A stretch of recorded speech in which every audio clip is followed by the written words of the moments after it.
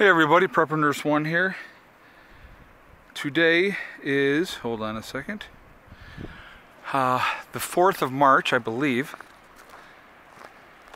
I'll have to look in a second to be 100% sure. I think it's the 4th of March. Yep, March 4th is Sunday, 2018. Beautiful, beautiful skies, clear skies here at the homestead today. What I ended up doing yesterday, I had that big bunch of snow up there. I grabbed my ladder around the back and I got up there on my ladder and I took my shovel and I started pulling it out, and then the rest of it just slid down, and then I just pulled it all off of there. So got those all cleared off, and boy, the power jumped up after I got that taken care of. I should have done it sooner, but you know how that goes. You get busy doing other things. But yeah, so today has been a real good day power-wise. As of right now, and it is, let me tell you what time it is. It's 20 minutes to 3 in the afternoon. We've pulled in, last I looked, it was 3.4 kilowatt hours on the day. So very good day solar-wise here for the homestead. A lot more windy today. It's in the low 20s, but like I said, with the sun out, it makes it feel really, really nice. So I want to talk about today, we had power outages all along the East Coast because of the nor'easter, and as of right now, 1.5 million people still don't have power, and the storm came through on obviously Friday. So a lot of people still without power. So this is one of the main reasons, guys. I gotta show you that buddy coming out here. One of the main reasons why we prep is for the unforeseen. And so when people ask me a lot, well, what do you prep? What are you getting ready for? I get ready for whatever's coming.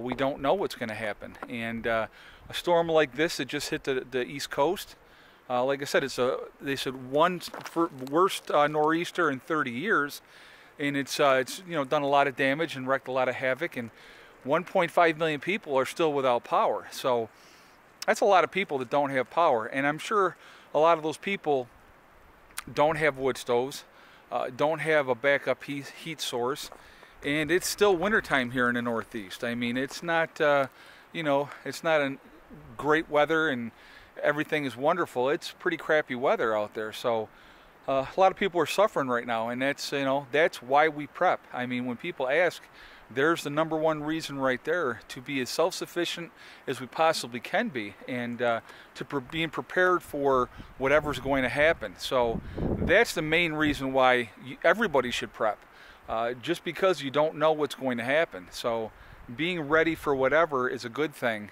So that's like I said, it's my heart goes out to those folks right now that are having all those issues. But what are you going to do? I mean, it happens, unfortunately. So, but being prepared and being ready is just a smart thing to do. And, having an alternative heat source. And I don't care if it's a Mr. Buddy, heater that you're using. That's not a bad thing to have as a backup if you need to. You just got to make sure you got the ventilation because of the fact of the carbon monoxide. But, if you can have a wood stove, it's a smart thing to have. And, like I said, just being prepared for whatever is just so much smarter. And I really can't begin to fathom, again, and I've said this many, many times, why only 5% of the people in the United States are ready for a 2-week disaster, and most people are not ready at all. And, I mean, it's not like we don't have events happen year-round, be it flooding, be it snowstorms, be it high winds with power outages, with fires, with the forest fires, and hurricanes and tornadoes. I mean, you name it. I mean, the United States gets hit with a lot of different stuff, and I'm sure other parts of the world do as well. But it just boggles my mind that people do not get ready.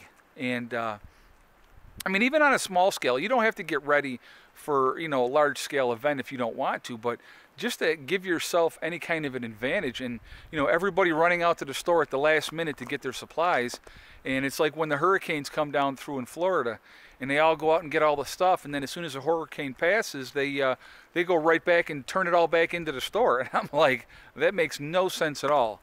It's better to have it and not need it than to need it and not have it. That's, you know, I mean, that's an old proverb, an old saying, but it makes so much sense. So I don't understand the mentality of people not being prepared. I really, truly don't. So this storm is another great example of why you should be prepared, why you should be ready for whatever, you know, because, you know, I mean, think about it on this level.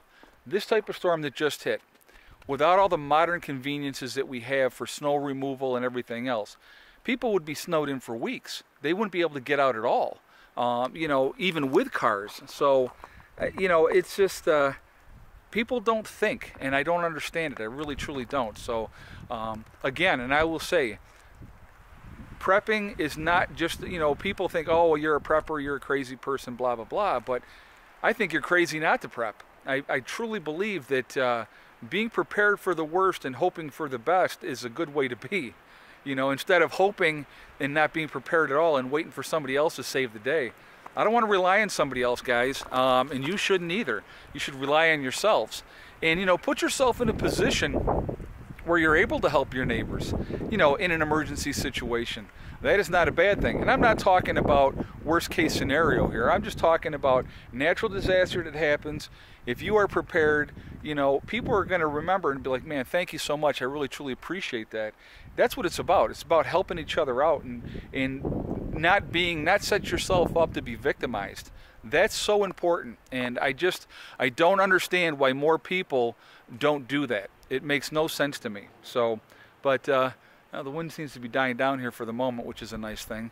But yeah, we still have a tremendous amount of snow, as you guys can see. I'll walk you around here a little bit. A little bit is melted off, not very much. Yesterday was mild, and you know, like I said, it was about 29 yesterday. And like I said, beautiful, beautiful clear skies today. And the solar's been cranking, so that's been a really nice thing. But and I'm just waiting on my kids to come back home. My ex will be bringing them back. They went and spent the weekend at their mom's. I took them down there Friday, so they will be back home today, and I'm looking forward to seeing them. It's very, very quiet when my kids are not home. I can tell you that. And but it's nice to have them back home. I got to show you over here. Look at Buddy by the door. The door's cracked a little bit, and there he goes. He pushed his way in. Freaking cat. He is the best. He is a cool cat. And if you see the smoke, I want to show you the smoke coming off the chimney. It's because I just fed the fire. I was gone for a while. I was out doing some running around. So I just loaded up the fire and opened it up a little bit so it can catch. That's why the smoke's coming out. Usually you can't even see smoke coming out of it. When it's really cranking, you cannot see anything coming out.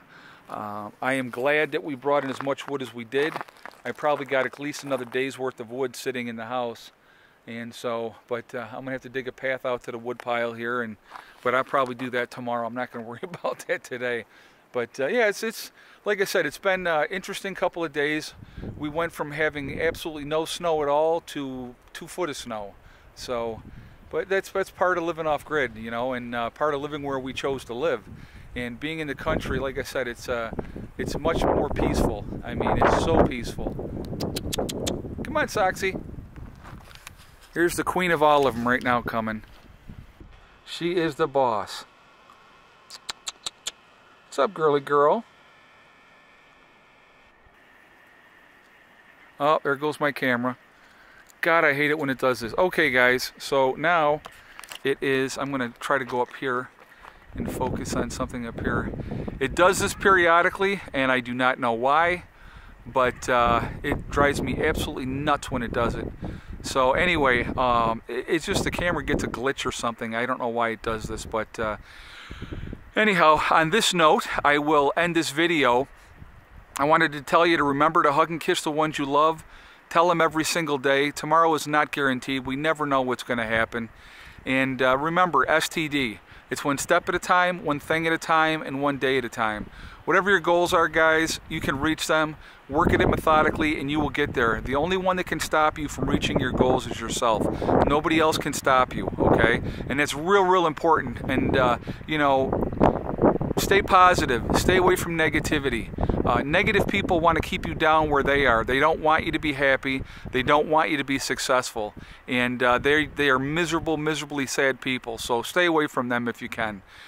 I will talk to you all tomorrow. I hope everybody had a good, safe weekend. I hope you kept your head low if you had to deal with the storm. I will talk to you all tomorrow. Prepper Nurse 1, out.